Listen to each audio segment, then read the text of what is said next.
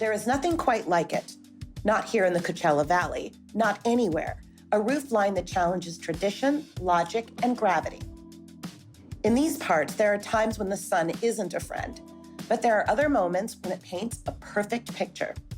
The way the glass reflects at this moment in time from outside, the mountains through and behind it.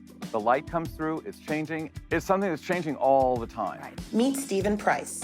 He wrote one of my favorite books on mid-century modern architecture. He's a friend and a fellow preservationist. We spoke back in February before masks were the norm. Now let's talk about this curved roof.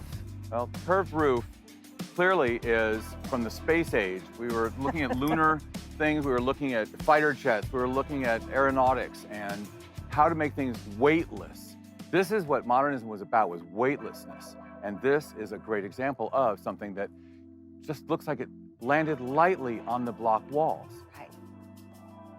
This is the Desert Wave House. It looks incredibly modern, but don't let that fool you. This early photo was taken during construction, which began in 1954. So this was extremely innovative at the time. It's extremely innovative today. When it comes to mid-century architecture, Palm Springs gets a lot of well-deserved attention with roof lines by Albert Frey that are equally spectacular and eye-catching. There are also mid-century masterpieces like Richard Neutra's groundbreaking Kaufman House. But head deeper into the valley, 13 miles past those windmills, and Palm Desert won't disappoint. It's what Palm Desert was about, the experimentation, the freedom. This is where modern architecture was born, in the Coachella Valley. This isn't a large house, but if walls could talk, they would have quite a story to tell. It belonged to a character named Miles C. Bates. Bates was described as a Playboy artist and fixture on the sort of early Palm Springs nightclub circuit.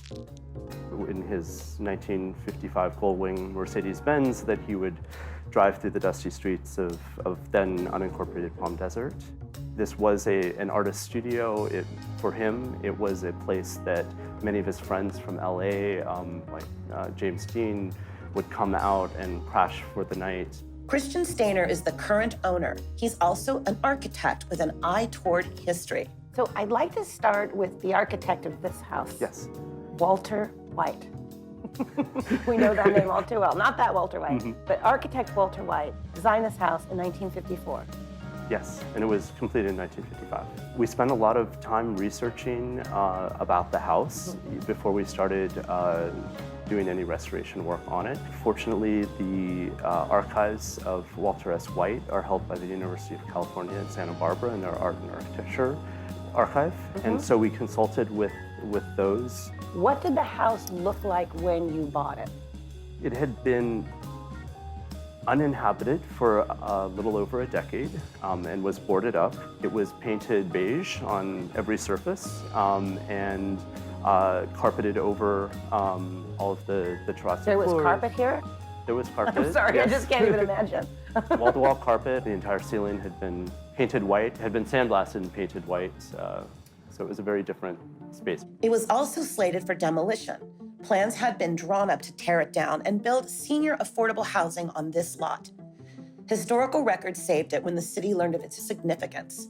That's when local preservationists like Stephen Price, along with the city of Palm Desert, came to the rescue. The thing is, it's a miracle that anybody could see what was underneath it. This one would have been absolutely a textbook case of, oh, no, can't save it, but you can. One of the really sort of exciting discoveries was that previous owner of the house had been a professional painter and had painted the walls dozens of times. Under all of that, we were able to discover the original white ash paneling that was original to the house, which has this sort of incredible precision of construction. I love this place, and I found so much to explore, like out back where the roof starts with a flying wing that's anchored to the ground. That beam that starts here, the glue lamb beam, is continuing all the way through. The cantilevered planter is just a bonus. But this roof system, it's dowels and it's blocks of wood. What it's an amazing thing. Incredible design. Inside, the main room sticks close to the original design. These photos are from 1955. The archives note that they may have been taken by Walter White himself. As you see, it's a pretty close reproduction that will make you feel historically connected. We love history, and we're really interested in how that history can be engaged now, not just sort of bottled and put on a shelf. The bedroom somehow combines cool and cozy, but there's only one, so this isn't for a large group. Think quiet getaway. The old rotary phone caught my eye, which probably gives the kitchen my vote for overall favorite room. How much of the kitchen was original? The kitchen is actually recreated based off of photos of the original kitchen that was there. I learned that the architect was more of an inventor and wasn't formally trained, so his roof is one of a kind. But there are other innovations here.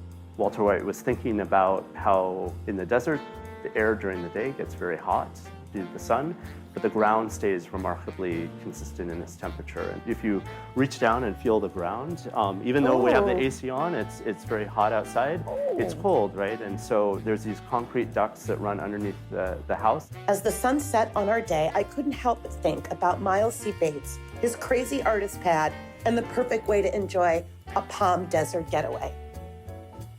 It's musical, it's lyrical, and Miles Bates was a musician.